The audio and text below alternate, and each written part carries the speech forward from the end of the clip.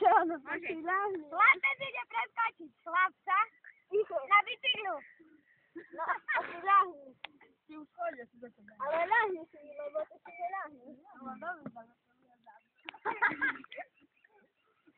Zabier, zabiť. Čreva vypadnú. Prejdem po chrbte a tu na taká stopa z bicykla. On ma zabije, ja som to cítil. Hej, ty to cítiš? Hej. Necítiš? Ja to dám na YouTube. No ten skok je dvakrát väčší, jak ja. Hej, kameraman.